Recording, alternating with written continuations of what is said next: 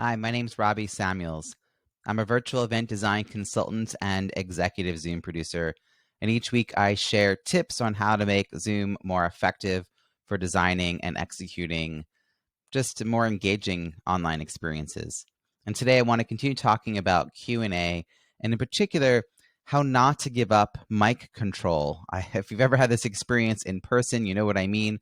You announce it's time for Q&A, and people line up maybe to get the microphone, and there's Bob. Bob gets the microphone. Bob doesn't have a question. Bob just likes to talk.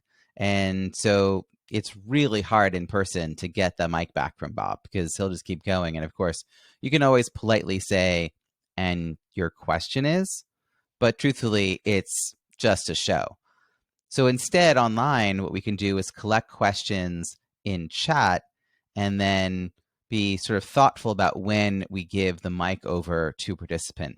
I'm all about engagement. You know that's what I'm about. But I also think we need order because we need to keep things moving and we want to make sure it's a great experience. And it's not a great experience for everyone else when Bob takes the mic and doesn't let go of it and actually doesn't have a question.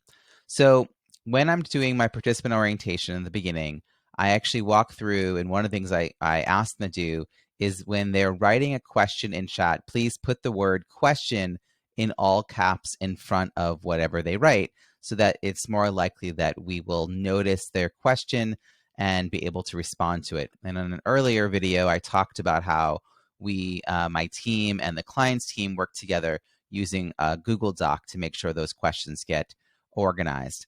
But what I want to talk about today is when it would be appropriate to have people unmute and share a little more. And it's when the moderator thinks that the question that was asked needs a little more clarification or background. And so they might say, oh, Mary, this is a great question. Let me just read it out loud.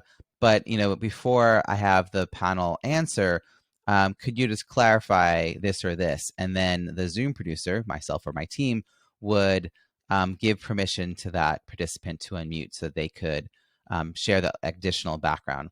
And so I think that works really well.